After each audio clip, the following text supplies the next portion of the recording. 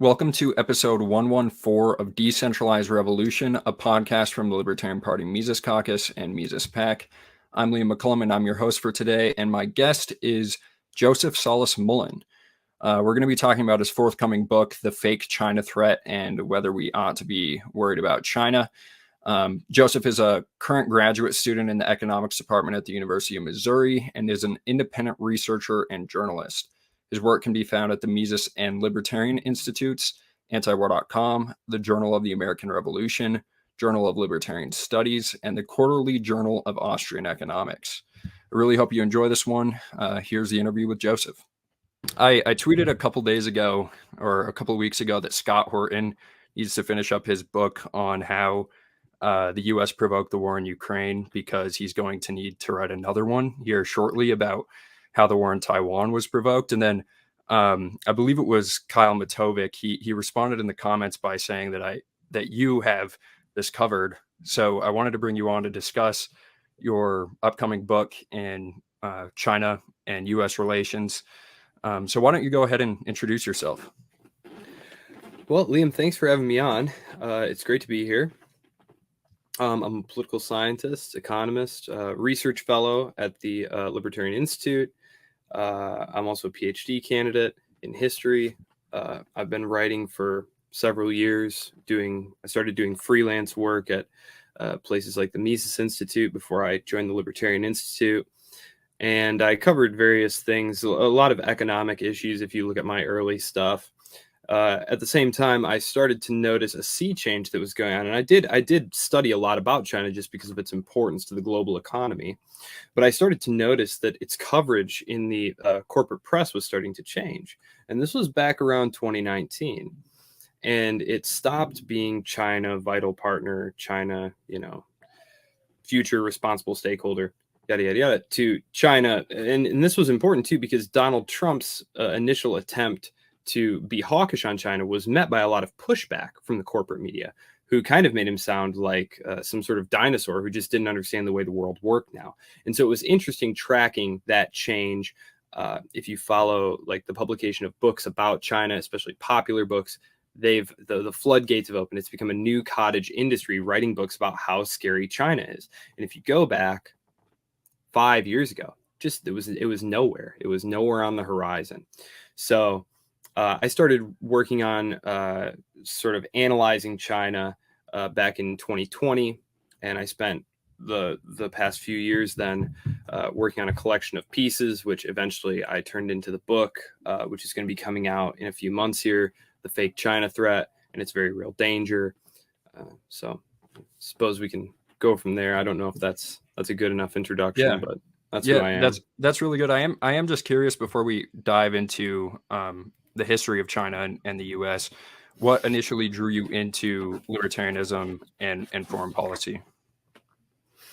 Well, public choice theory, number one, coming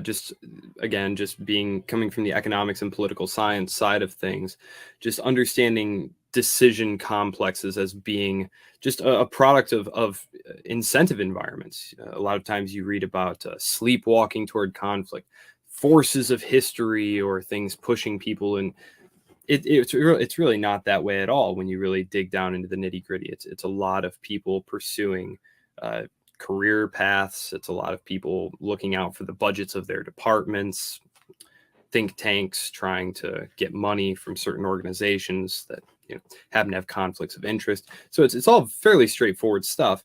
And as far as being libertarian, I simply looked at it as being a pretty hardcore free marketer. Even growing up, I looked at libertarianism as sort of the obvious, optimal way to not only avoid things like tyranny, but also to create the maximum possible well-being. If a private actor makes a wrong decision, it's really not that big a deal, even the biggest private actor. But if the government chooses a policy and that happens to be the wrong policy, you can have millions of people die. The state is very, very powerful, and people simply don't appreciate it.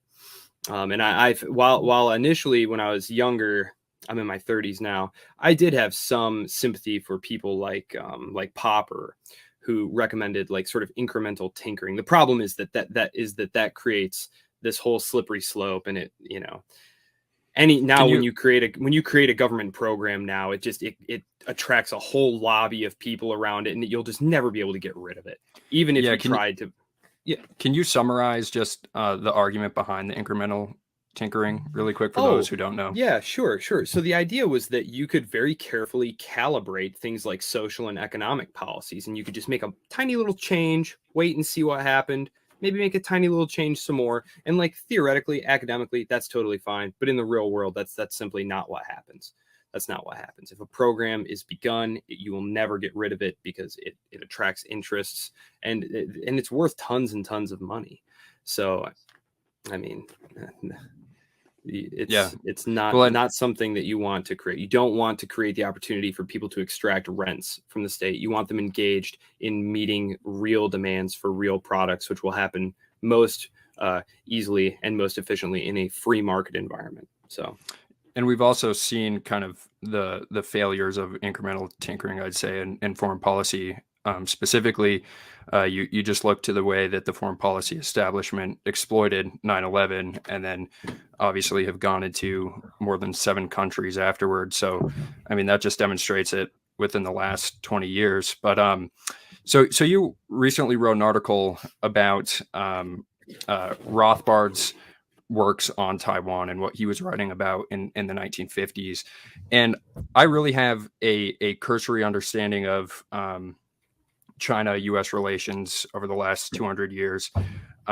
Just what you would learn from, obviously, like the government schools, which are going to be not, I mean, they're not going to be the full story. But then I've learned a lot from like antiwar.com and the Libertarian Institute. So I'm wondering if maybe a good way to look at the necessary history to understand where we're at today is to talk about what Rothbard was writing about at the time and what they were observing, and to juxtapose what was happening in the 1950s with today. So what is the article about? It's titled "Taking Notes Out of Rothbard's Taiwan Playbook." So Rothbard wrote a series of articles in the 1950s, addressing the notion that following the quote unquote loss of China, this was in 1949, communists are victorious in the Civil War on the mainland. Chiang Kai-shek and the nominally Republican KMT forces evacuate out to the outer ring of islands. The largest one was Formosa, which we call Taiwan. There was an active China lobby, and the China lobby was aligned with Chiang Kai-shek's associates. And they argued very strongly for weapons to help him actually reconquer mainland China. And if you go to the Libertarian Institute and you Google Joseph Solis-Mullen and you look for my articles, the most recent one that I wrote was The Fake China Threat Then and Now, where I talk about the 1950s in a more expansive way. And I draw the parallels today because I think they're very compelling. The rationale that the Hawks give is still the same as it was then, which is that, if we don't defend Taiwan, they're going to conquer, the mainland is going to, for some reason, like spread out and start conquering the Philippines and Japan and Korea, all of this, totally speculative stuff. And it's interesting that when you look at, and so Rothbard, of course, takes those arguments on. The idea that, well, we need to defend the pescadores, and we need to defend Quemoy, and we need to defend Matsu, and we need to defend Taiwan, and just it never stops. And the idea is that they're going to island hop their way all the way to California. And so he takes on this idea. And obviously no one is sympathetic, at least no one I know is sympathetic to living under communist rule. But that's not really the question here. The question here is what is in the, quote unquote national interest. And that's another thing that, I'd mentioned public choice theory. One of the things I point out in the most recent piece was that these decisions are oftentimes, because they're so peripheral, they don't have to be serious decisions. It can literally just be the calculation that, well, people in my district really feel strongly about this, or, well, there's a weapons contractor that's in my district. Or in the case of Eisenhower, he calculated, and this is in the words of James T. Patterson, who is not a libertarian historian. He is a statist historian from Cornell and Oxford. He writes that Eisenhower viewed formalizing the initial U.S. defense agreement with Taiwan as something that he had to do because it would have been politically risky to do nothing at the time. And this was during the first Taiwan Straits crisis, which was provoked by Chiang Kai-shek bombing mainland China and trying to blockade the southern ports there. And so then when the communists retaliated, you had pressure groups, including Henry Luce, who was the editor of Time magazine, which I know Time magazine now is like, whatever, it's a joke. At that point, it was like the magazine. It was the biggest magazine. So you have a guy who is a major public opinion maker telling people that, like, this is absolutely imperative. We can't let them push around the Taiwanese like this. And I put links in the article to all the stuff about the old China lobby, comparing it to the Taiwan lobby today. And it really makes perfect sense, right? If you can spend a few $1 million, getting sympathetic academics to write pieces telling you how the Americans should defend you, that's a lot cheaper than floating multi-billion-dollar carriers, strike forces, all that other stuff yourself. It's intelligent policy from their perspective. I oppose it. I don't think it's good policy from an American's perspective, but as far as the Taiwanese go, it's kind of a genius use of money, very economical. So I go into that. I have a few articles all in the same train there, with Rothbard's initial criticism of the rationales that were being given by people like Henry Luce in the 1950s. And then I kind of did an updated version then and now, where I show, like, I pulled some like just terrific quotes that are just, we have to fight them over here so you don't fight them over there. Soon they'll be in San Francisco and Seattle and Kansas City. And it's like, what on earth are you guys talking about? So what is the rationale that is used today? If you could like steelman the argument for defending Taiwan, what would it be? And who are the parties pushing it? Because it appears that the Republicans like to paint the Democrats as being kind of pro-China. And, you hear stories of certain politicians like Biden, being bought out by the Chinese or whatever. And it does seem like there was an apparent shift in 2019, like you said. So is there also maybe different approaches to Chinese policy, even within the foreign policy establishment? And how would you summarize those positions? Well, first, I'll just say that last year, maybe it was 2 years ago now, I believe it was the American Conservative ran a cover story about how the Bush family was enthralled to the Chinese. So I'll just say this: there was a division among Republicans. So there was sort of an Eastern establishment corporatist wing, of which Bush was kind of representative of. And they very much agreed with sort of the liberal internationalist Clintonites that the best way to deal with China was to integrate them into existing global structures, and essentially to try and use exposure to capitalism to internally transform China per development theory. And this sort of went along with a whole host of other theories like democratic peace theory and all these other things that together are supposed to, liberal institutionalism, all these different interrelated theories that together were supposed to make China's rise peaceful, which is a euphemism for saying, subservient to U.S. security interests, much in the same way that Europe is largely dependent on U.S. security decisions. This was never going to happen. And there were a lot of Republicans at the time who were in sort of more of the paleo-conservative vein, who said, or Newt Gingrich, he wasn't a paleo-conservative, but he was a very different kind of Republican in the 1990s, who was very hawkish on China, thought these were just the dumbest ideas, and was very pro Taiwan independence. I can't remember the quotes, but from the late 90s, I mean, he just had some really silly things to say about that. So I'll say this: there's always been a slight division within the Republican Party about that.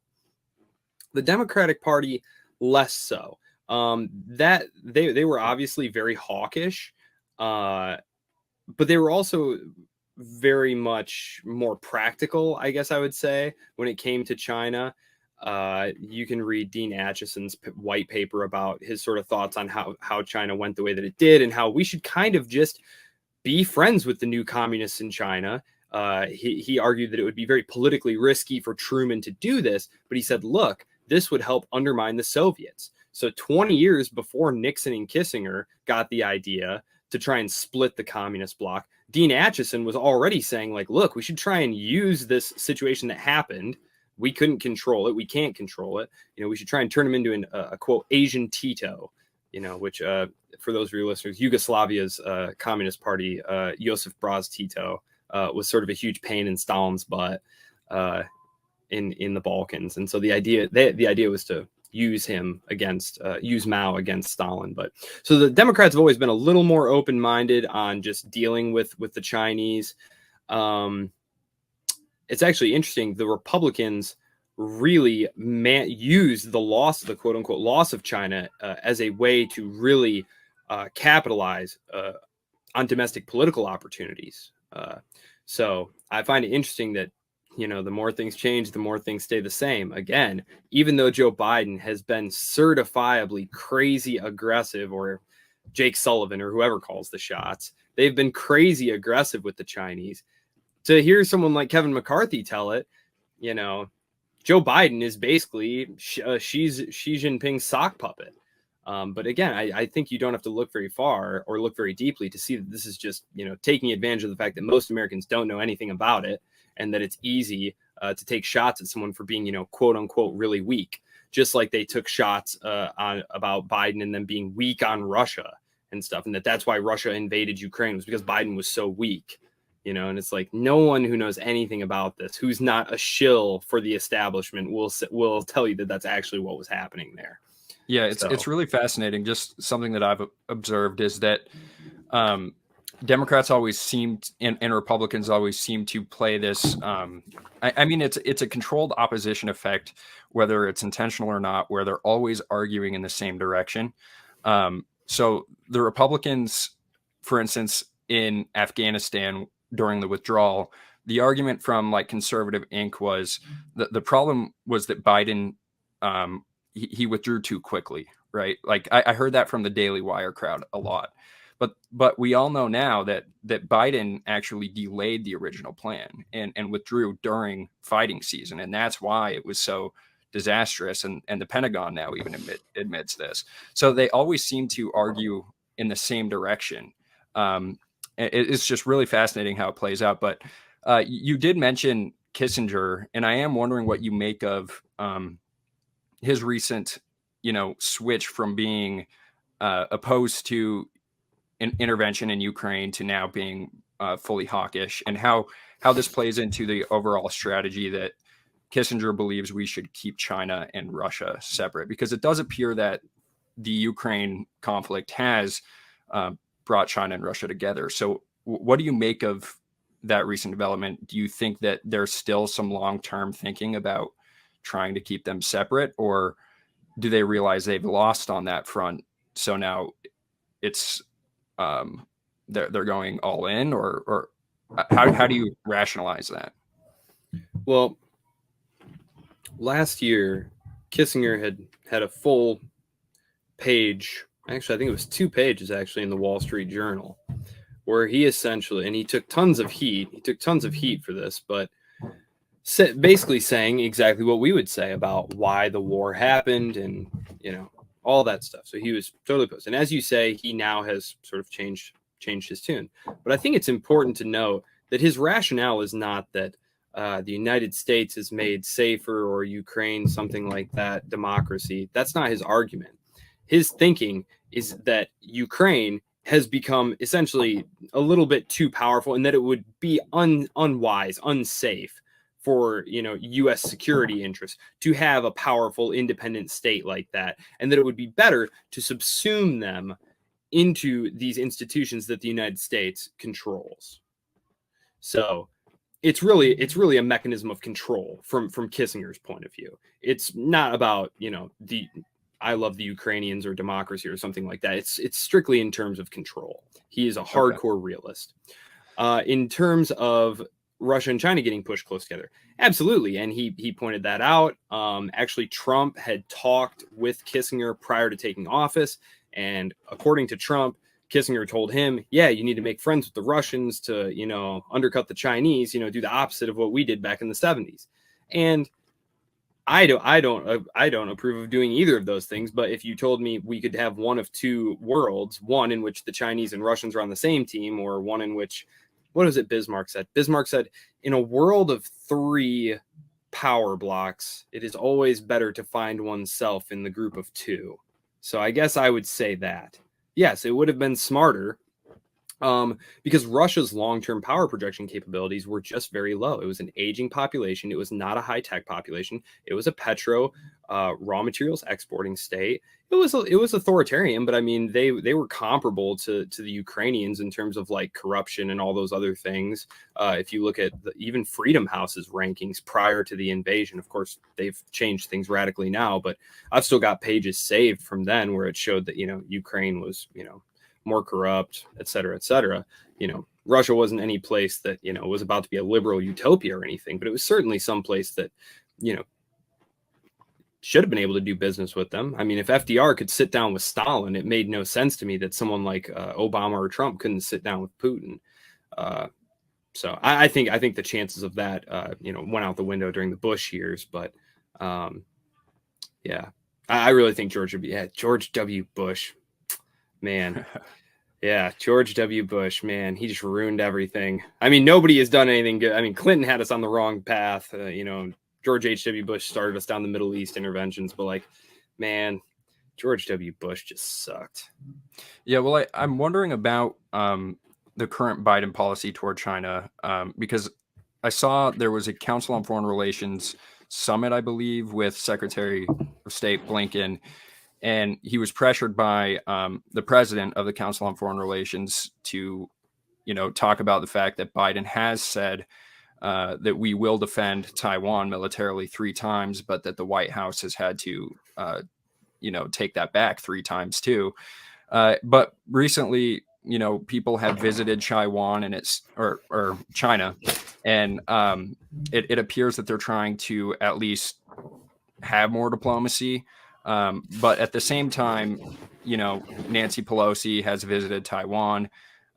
So it seems like they're trying to speak out of both sides of their mouth, and it's really not clear what the position is. Is it just a continuation of strategic ambiguity, or has the policy changed from Trump to Biden at all? Well, it's hard to say. It's hard to say. There are definitely a lot of arguments going on within the think tanks because the policy was always ambiguous, as you said. So it was never entirely clear. Like, I'm sure there were contingency plans for fighting the CCP over Taiwan, and there always have been. Whether or not those were going to be used was a different calculation. Now, as far as understanding the apparently contradictory messages, on the one hand, I would say Joe Biden is a very old man and constantly makes slip-ups, verbal slip-ups. Like, yes, he said that repeatedly. I don't really know what to make of that. It's obviously dangerous to have the president of the United States saying stuff like that, but I think it's very telling that immediately after that, it's his handlers reeling those words back in. And when Blinken made his statement following his recent trip, he said the policy has not changed. We are committed to the one China policy, committed to working towards peaceful reunification. I thought that was critical. And of course, what happened when he said this very ordinary repetition of what's been U.S. policy since before I was even born? He got crushed. He got crushed from all sides. Oh, he's weak. Oh, giving in to the Chinese. Oh, the communists. And it's always the communists. It's not, they never say the Chinese or Beijing or Xi. They always say the communists. Giving into the communists, And Americans of a certain age are just hardwired to just like go with that stuff. Like even my dad, who, talks with me all the time and so has gotten much better over the years on this stuff. So he's told me, he said, something just clicks, they start talking about the communists and you just immediately are like mad about the communists. So, well, they do the same thing in Russia too, with the Soviets. I mean, a lot of the Democrats in favor of intervention in Ukraine, they pull on the same heartstrings. It's the Soviets. You're just supporting the communists in Russia. I mean, it's probably because every single villain for the last 30 years has been in these Hollywood movies has been Russians or Chinese. Yeah.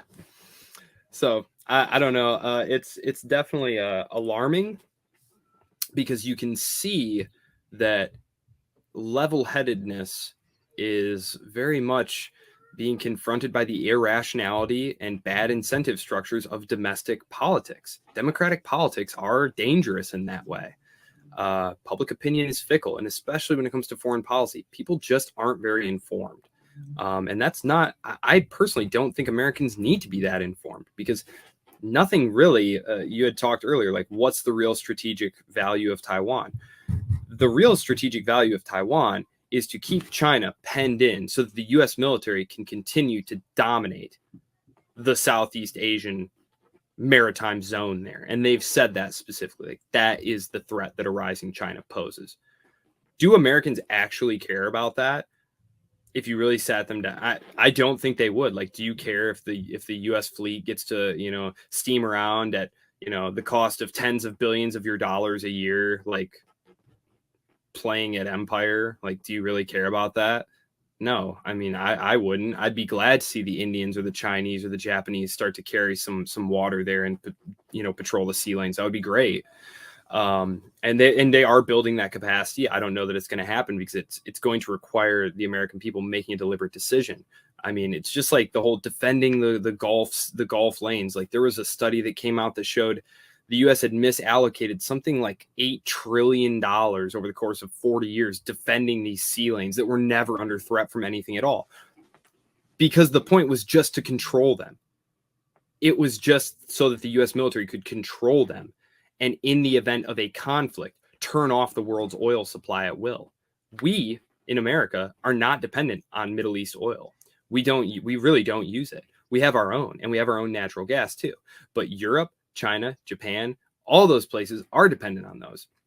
And so it's like having, your hand right there on the spigot, right? And if someone disobeys, you can just turn the spigot off. And that's the whole reason for these policies being. The only other thing that you'll hear people say, steel man wise, about China and Taiwan is that right now, a lot of the high grade microchips and microprocessors are made on Taiwan. Is that a reason to risk World War III? I personally don't think so. And I think that if there was ever a rationale for doing some good old fashioned industrial policy, this is it. If we're really going to argue about whether or not to risk hydrogen bombs getting traded back and forth over some chips, then we should spend what it takes to build them here. Period. Like, that's it. I mean, wasn't there a politician recently who said that we should bomb some microchip facilities in Taiwan? Yeah. So TSMC. Can you summarize the argument there? Like, what? Okay. Is it really just that China would become, the microchip superpower if they invaded Taiwan? Or, I mean, are there economic relationships with some political elites within Taiwan? How can you rationalize the arguments around the microchips? I mean, because I know that we are bringing microchip facilities here in the U.S. now. Mm-hmm. Yeah. So, well, first of all, I just because you just brought this up, I'm going to make a distinction here in case listeners are not aware. A lot of times you'll hear Taiwan this, Taiwan that. Taiwan is not a uniparty. The Democratic Progressive Party are the crazies who want us to fight mainland China for them. The KMT, ironically, are actually the more conservative ones. They want to keep the status quo. They very frequently shuttle back and forth to Beijing to reassure them that, like, look, these other guys are crazy. It's worth noting that they are the ones who caused the third on Straits crisis, and they will cause more problems. I'm looking forward to the elections in 2024, hoping that the KMT will win, because I think that will really settle things down. In regional elections this past year, the KMT did terrific. So hopefully we can get some more level-headed leadership in Taipei. That would be great. In terms of the microchips, China makes a lot of microchips, but they're fairly low end ones. And so the idea here is again, I don't actually care about this, but Washington believes that it would be better from its perspective in terms of preserving the relative balance of power, not to allow Beijing to have microchip autonomy. because it's the quote oil of the digital economy. And just like they like to have their, their hand on the choke point of the oil that powered the old industrial economy, Washington would like to have its hand on the microchip source. They don't want China to have independence in either of these two things. They like the idea that in the event of a conflict with China, they can shut off China's oil. And these microchips, they are important. They're important. They're used in quantum computing, supercomputing functions. They're used in hypersonic missiles, all sorts of things, artificial intelligence. So if you are able to kneecap them in terms of their access to these things, you're really going to slow their progress in terms of these next generation technologies. And that's why the United States has been working very, very hard to get the Dutch, the Koreans, the Japanese to try and essentially adopt these very strict export controls. It's been very politically fraught, and the U.S. has been spending a lot of time on this and having varying degrees of success. But recently, China started to retaliate in terms of limiting its exports to certain companies. And so it's not good. None of this is good. If you are a person who wants peace and prosperity for the world, you should be against all of this stuff. It's going to, at the bare minimum, it's going to make everything cost more if it doesn't kill us all. So. Yeah, I mean, sometimes it really does appear that it boils down to just misunderstanding of, economics and failure to recognize the benefits of trade and comparative advantage and division of labor. I mean, the idea that we actually need to dominate a country in order to secure, the microchip industry instead of just trading with China is crazy. But so we've kind of talked about how conservatives, the ones who are actually good on the war in Ukraine, I think if something were to boil over and start in Taiwan, they would immediately fall for it, and they would be calling for troops defending Taiwan or whatever it is. True.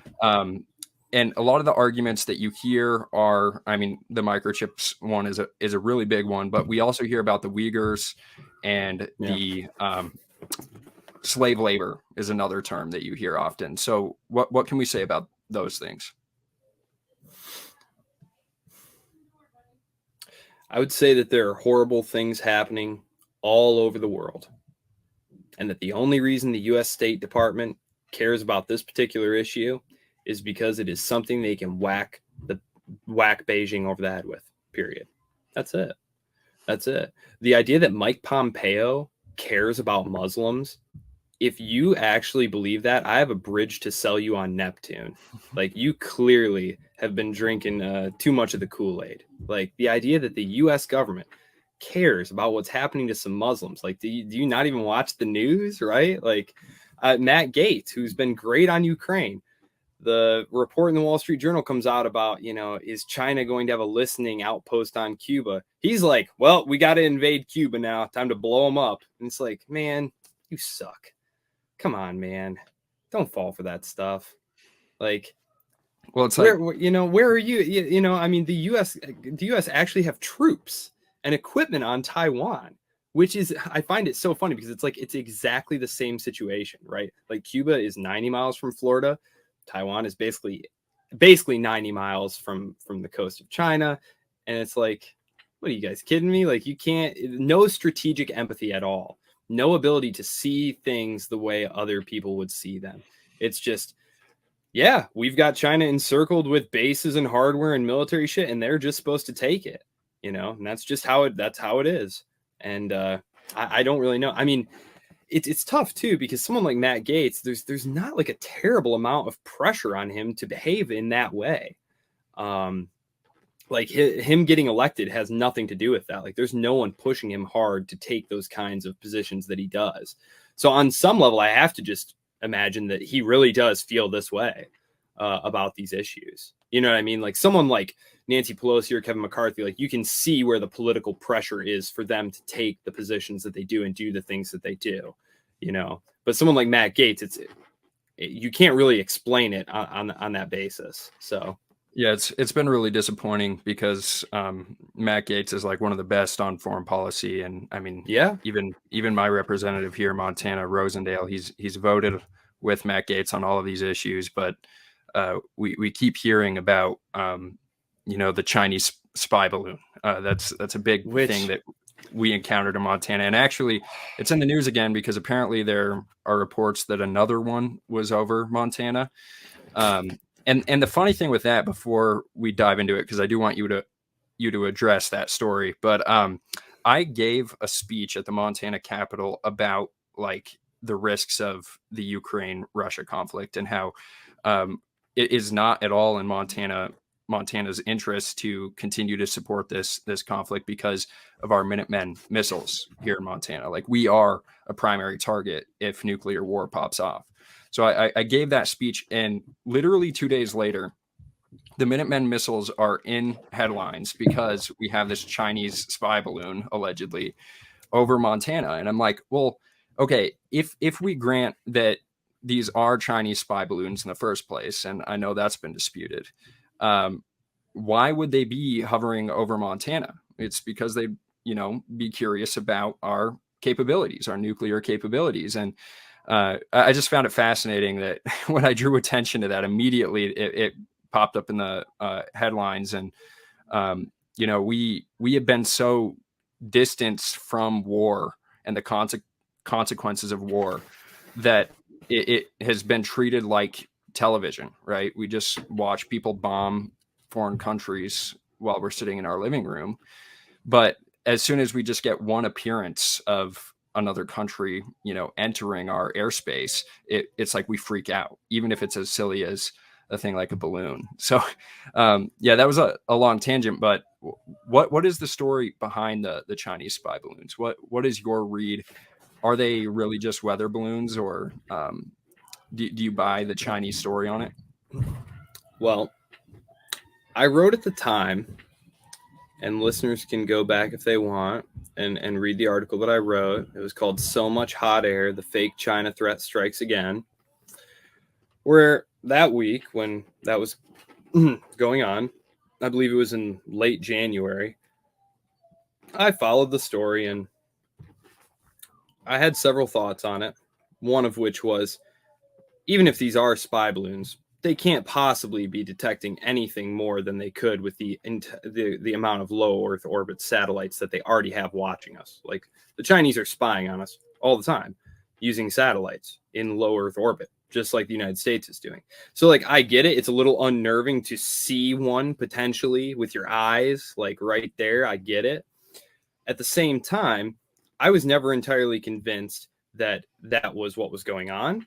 I also wasn't sure whether or not this wasn't something that was being done within the Chinese government to try and undermine a potential détente that was about to happen, because there were a lot of elements within the Chinese political military bureaucracy who did not like how soft Xi was being in terms of like his response to Pelosi's visit, not supporting Russia strongly enough, and maybe trying to send this balloon over the United States, knowing the shitstorm it would touch off, which Blinken immediately canceled his visit. So I wasn't entirely sure whether or not that might have been in play there. The Chinese government immediately fired the head of that department. They had said there was very little navigability, et cetera, et cetera. A couple days ago, Pentagon released a statement saying, yeah, it wasn't a spy balloon after all. I don't know if anyone caught that. It appeared on the Reuters wire. It was literally like 6 lines. The Pentagon was like, yeah, it wasn't actually spying on anybody. So there you have it. Was it just a weather balloon then? It was stocked full of like over-the-counter, American electronics. Looked like a weather balloon. The Chinese said it was a weather balloon. They've been floating these weather balloons for years. Pentagon said they knew about it. I also felt like, so the thing is coming in, right? And the idea that the Pentagon couldn't take this, like, let's say it really was a spy balloon. You're telling me the Pentagon can't shoot this thing down, but they're supposed to protect us from incoming ballistic missiles? Come on, guys. Like, obviously, they saw that thing coming over. It's good for them, right? That this all is to the good of the military, right? The military wants more money. They want more authority. These are ordinary people, and ordinary people cannot be trusted with power. They want more of it. So obviously, letting this balloon just drift over the country and being like, maybe it's a spy balloon, maybe it isn't, could be housing EMPs or chemical weapons, and just watching the nation freak out about it while they then go to Congress and say, well, we need more money for this, we need more money for that. The Chinese are a huge threat. Well, the American public is going to be a lot more willing to just shut up and give you whatever they want if they're scared out of their minds. And then 6 months later, you can just release a quiet little, yeah, it wasn't a spy balloon. We knew that, but it's whatever. And no one's going to even, bat an eye. They've already forgotten about it, So I just thought that was an incredibly telling. I have a chapter on it in the upcoming book, The Fake China Threat and the Very Real Danger, about the, quote unquote spy balloon, how the story never really made sense. And the whole way that it happened just screamed fake. The idea that the military couldn't shoot it down, that it didn't know what it was. And then all of a sudden it knew that it was part of a vast conspiracy to spy on us, and now I have to go make a note. I'm gonna have to talk to my editor because we were just about done with this thing to send it to press. But I really want to include footnote. The Pentagon eventually came out and were like, yeah, we were lying to you guys. Don't worry about it. We'll get you next time. So have you seen recent reports that another one of these things is in Montana? I mean, just within the last few days. I actually didn't see that. No, I'll definitely look into it. No, you should definitely check it out. Congressman Rosendale has talked about it a little bit. I think he's the only one. He's the only one I've heard it from. So, I mean, it could be made up.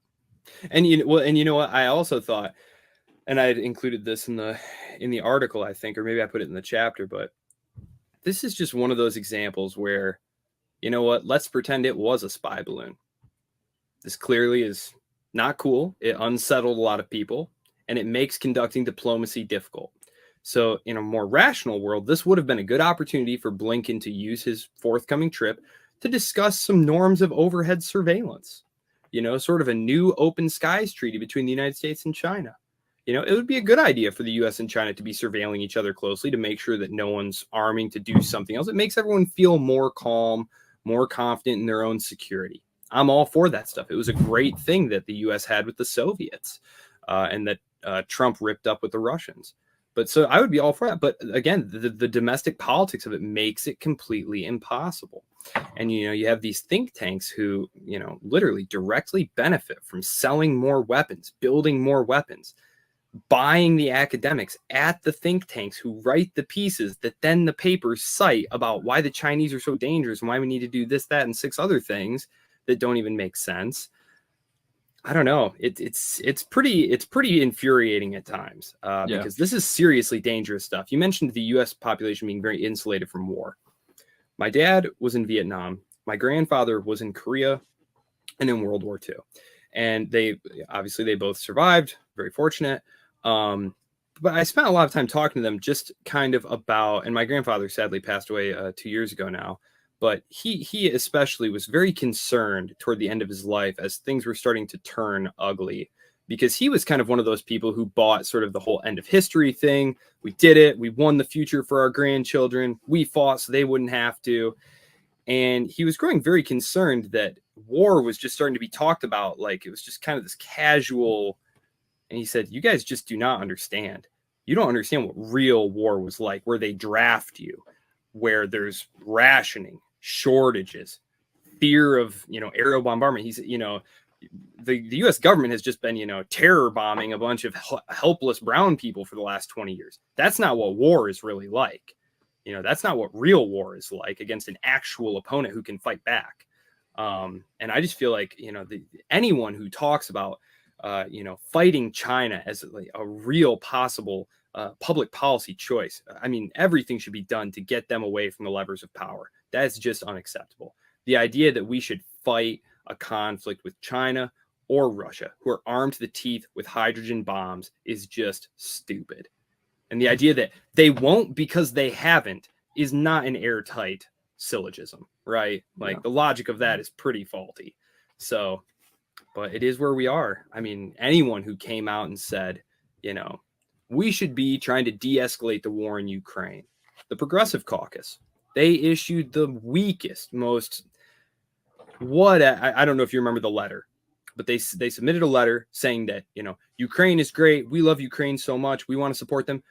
Maybe we should look towards some kind of negotiations, though. That might be a good idea. They were shouted down and had retracted their letter within the day.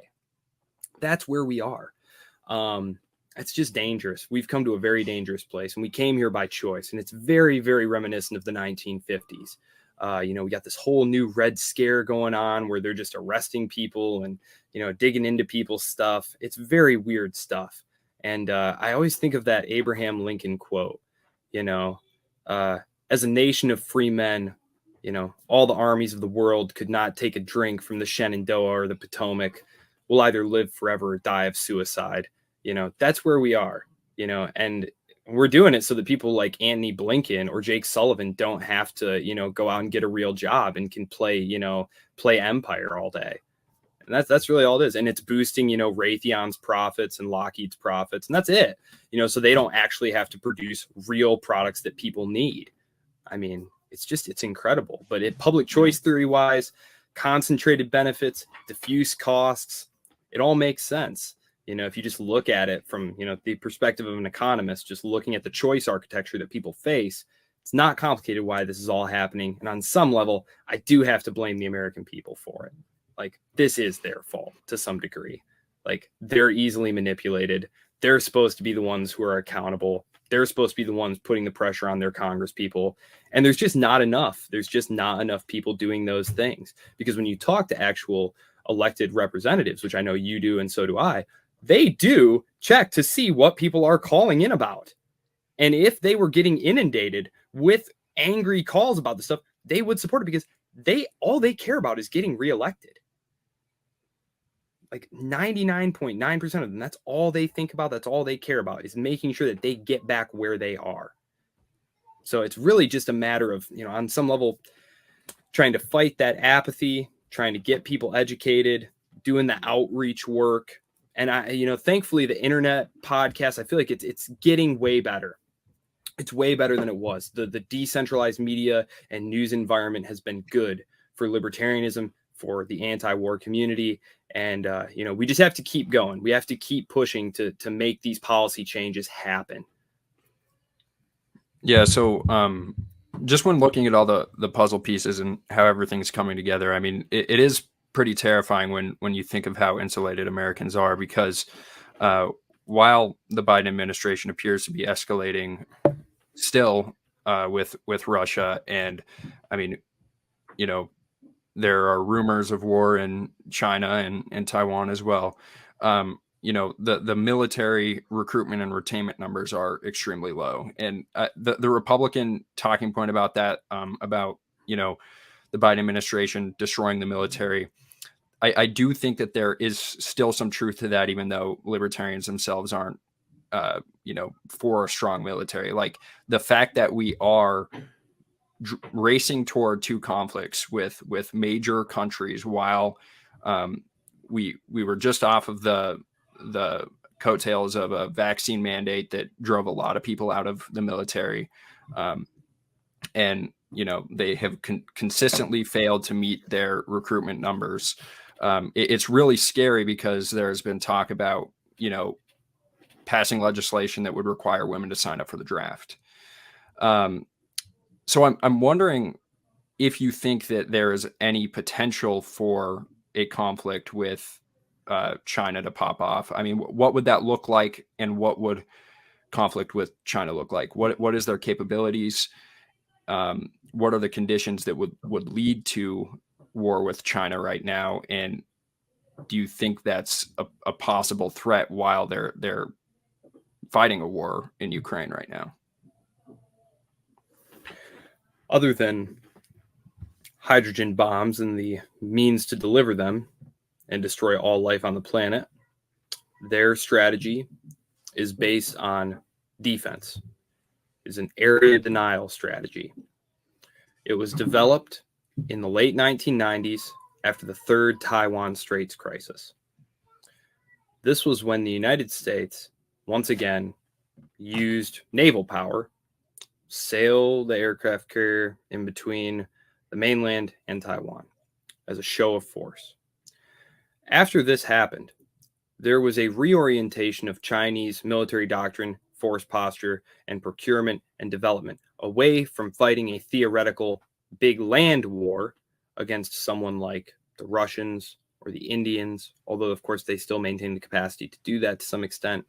Instead, they began working very hard to develop missiles in order to have a standoff ability to keep American ships away from Taiwan. There's a book, I think it's called The Year of the Rat, that talks about how the Chinese procured this missile technology from the Clinton administration, actually. It's an interesting book. But they now have plenty of these carrier killer missiles. They have thousands of these intermediate and short range missiles that could destroy anything that came around Taiwan at all. They've got plenty of submarines. They have a very large, though light, navy. You'll hear it said that China has the biggest navy in the world, yada, yada, yada. Their ships are super tiny. Their ships are very small. They don't actually float big tonnage ships. Like the U.S. is still way ahead in terms of tonnage and certainly in terms of firepower. But one of these missiles, one of those ships, the math does not work out well. What could start a war? The Chinese have no interest in fighting a war with us. Beijing has been explicit all along, even going back to when relations were normalized between Washington and Beijing, that the thing that would start a war was if Taiwan declared independence and the U.S. attempted to intervene to safeguard their independence. And that's it. So if the status quo holds up, I don't see any reason for China to invade, simply because the laws of economics and relative power are somewhat in their favor. I think they think that in Beijing. I mean, there is a real, if you look at the literature, American declinism is like a big thing there in Chinese policy circles. They really do believe that like Washington's power is on the way down, and that if they just wait this thing out, by 2050, it'll be a foregone conclusion. They won't even need to do anything, that it'll just be theirs. Again, that's why I think it's very important that things stay the way they are.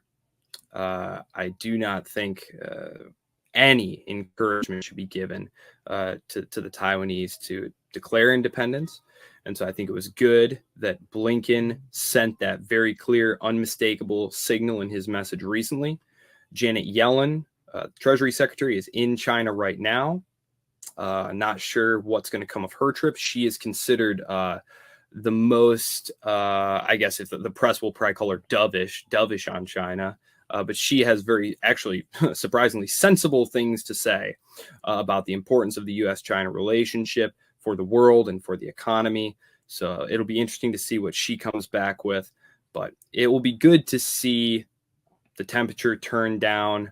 The Blinken visit did not go horribly. I know they didn't really want to see him because they don't really like him very much. They think he's just a rabid hawk. But things went pretty well.